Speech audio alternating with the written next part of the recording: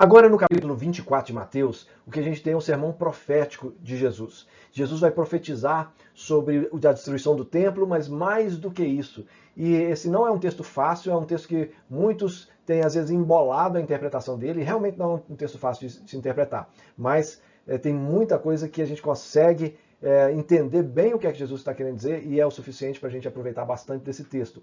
Jesus vai falar para os seus discípulos ali no verso 1 até o 31 da queda de Jerusalém e das últimas coisas. E é um misto nisso, um misto daquilo que vai acontecer nas próximas décadas, misturado com aquilo que vai acontecer no final dos tempos. E essa é muitas vezes a dificuldade de interpretar esse texto. Quem lê ele só como sendo aquilo que vai acontecer logo logo, tem alguns textos, algumas passagens que não vai encaixar. Quem lê só pensando no final dos tempos também não consegue explicar bem esse texto. Mas tem uma turma que quis explicar isso como se os discípulos tivessem falado da que a gente chama de profecia cumprida. O que é isso? É a pessoa falar de algo que já aconteceu. Ou seja, os discípulos estão escrevendo os evangelhos depois da destruição do templo. Então eles estão colocando na boca de Jesus aquilo que já aconteceu. Eles sabem que aconteceu, então vamos escrever aqui como se Jesus tivesse feito isso, uma manipulação do texto. Isso aí, quem defende isso é gente que tenta defender que Jesus não era quem ele era e não falou o que ele falou. Mas quando a gente olha com calma, a gente vê detalhes do texto que está muito mais ligado, e isso aí é imensamente mais ligado a textos do Antigo Testamento, que Jesus conhecia muito bem, do que aos fatos detalhados como a história vem contar depois. Vários detalhes do discurso a gente vê que estão lá no Antigo Testamento, cercos, cidade sitiada, a gente vê textos aí de Isaías, Ezequiel, e é interessante quando a gente trabalha essa ideia dos textos de Isaías, os textos de Ezequiel, é diferente do que Flávio Josefo veio a demonstrar do que aconteceu com o cerco. Ou seja, quando Flávio Josefo, lembrem lá da primeira aula, Flávio Josefo era um historiador romano que descreve esse período, especialmente da Judéia. E aí ele descreve o cerco a Jerusalém, a destruição do templo, ele descreve essas coisas todas nos seus livros de história. E a forma como ele descreve é diferente. Ele vai ressaltar detalhes que a forma de Jesus apresentar não é a mesma forma. Jesus está usando muito mais os textos proféticos para falar daquilo que aconteceria do que, provavelmente, como dizem esses críticos, os discípulos teriam colocado na boca de Jesus se fossem fazer com o olhar de quem já havia passado por todas aquelas coisas. A destruição da cidade e seus muros, está lá em Amós, Isaías, cidade desolada, Isaías, Jeremias, Salmos. Tudo isso a gente vê todo o pano de fundo daquilo que viria a acontecer. Por quê? O que a gente tem, na verdade, é Jerusalém como um tipo do final dos tempos, mas também unindo-se com Babilônia. Apocalipse vai trabalhar isso. Ele usa a Babilônia, ele usa Jerusalém, ele usa o Egito para falar do final dos tempos. É isso que Jesus está querendo dizer. Ele vai falar da destruição de Jerusalém, mas apontando também para o final dos tempos. Tanto é que a fuga dos cristãos, Jesus fala assim, olha, quando todas essas coisas estiverem acontecendo, fujam para os montes. Olha, ele estava em Jerusalém, Judéia era uma região montanhosa.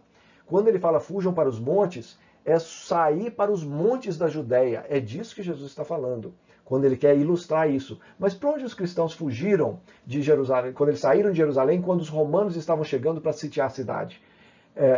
Eusébio de Cesareia vai descrever isso, que os cristãos de Jerusalém, os cristãos que ainda moravam em Jerusalém, eles vão fugir da cidade antes dos romanos chegarem para destruir. E eles fogem para uma cidade lá da divisa ali de Samaria com Galiléia, chamada Pela. Essa cidade é longe, tem nada a ver com as montanhas da Judéia. E essa cidade está indo para Galiléia. E eles não fogem para as montanhas de Judá. Ou seja, por que é que os discípulos colocariam na boca de Jesus, se eles estão escrevendo isso depois da destruição, que Jesus disse para eles fugirem para as montanhas da Judéia, sendo que eles fugiram para outro lugar? Eles colocariam muito bem na boca de Jesus, dizendo assim, fujam para a região de Pela. Nada. É porque Jesus estava falando sobre assuntos, usando o linguajar profético daquilo que iria acontecer. Não tem nada a ver com essas críticas que alguns trazem. Jesus está nesse sermão profético, ele está respondendo duas perguntas dos discípulos. Os discípulos estão perguntando para ele quando é que vão acontecer essas coisas que ele acabara de dizer. Que coisas eram essas? Eles estavam mostrando ali, espantados, eles não eram de Jerusalém, eles eram da Galiléia. Então eles estão ali caminhando em Jerusalém e com os olhos brilhando ali com aquela edificação tão linda que era o templo de Herodes. E Jesus diz a eles, olha, não vai restar pedra sobre pedra, vai tudo para o chão. E aí eles perguntam, quando é que vai acontecer isso? E eles perguntam, quais são os sinais de que essas coisas vão acontecer e da sua vinda? E apesar de eles estarem pensando numa coisa só, Jesus vai mostrar que são eventos que não são necessariamente o mesmo evento. Ele vai falar do verso 4 ao 35 sobre o templo. E o cumprimento disso está nessa geração. Apesar de alguns textos, vamos ver que eles têm algumas pegadinhas aí que deixam a gente com a pulga atrás da orelha. Mas, de forma geral, Jesus está falando sobre a destruição do templo que estava por vir. Ela vem por volta do ano 70 depois de Cristo. Mas também ele já engata num outro assunto que é relativo a isso, e aí Jesus vai falar de uma forma assim muito usando tons proféticos sobre o fim dos tempos. Aí sim o retorno de Jesus, quando ele diz assim, mas a respeito daquele dia, agora ele está apontando não para o que vai acontecer em breve, que é a destruição do templo, mas ele está falando daquele dia. E aí aquele dia, a gente vê isso em Mateus, em Lucas, esses textos que estão aí no slide, e segundo Timóteo, Paulo vai falar isso para Timóteo sobre aquele dia. Que dia é esse? O retorno de Jesus, a volta de Jesus, quando o reino de Deus vai ser estabelecido como um todo. Então esse sermão profético, ele, como eu havia dito, é impossível você tentar entender ele inteiro só olhando para fatos que estão para acontecer naqueles dias e que aconteceram, e fatos que vão acontecer no dia final. A gente tem que entender que Jesus está fazendo um misto desses dois temas e vamos dar uma olhadinha no porquê disso. E aí, nesse assunto da queda de Jerusalém, Jesus vai trabalhar isso de uma forma mais ampla. Isso é muito típico do ministério profético. Jesus era profeta por essência mesmo, e mais profeta do que todos os profetas antes dele. Ele era a própria boca do Senhor.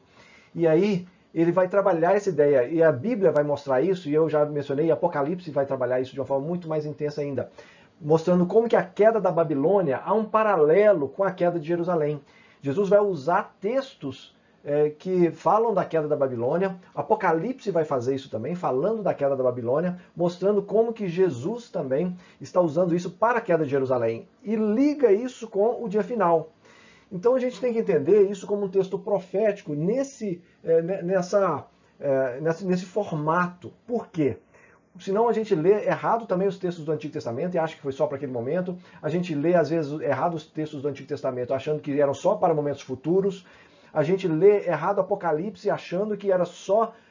Apocalipse está só falando do dia final, não está falando nada daqueles dias. Mas quando a gente começa a entender que Jesus está fazendo o que os profetas fizeram e que João vai fazer em Apocalipse, e ele está embutindo informações sobre a queda de Jerusalém, usando a queda da Judéia lá de trás, a queda da Babilônia e o dia final, ele está embutindo isso na sua profecia, as coisas começam a ficar não mais confusas, mas mais claras. E nesse sentido, a queda de Jerusalém se torna um tipo para o dia final. O que é o tipo? Lembra lá da tipologia?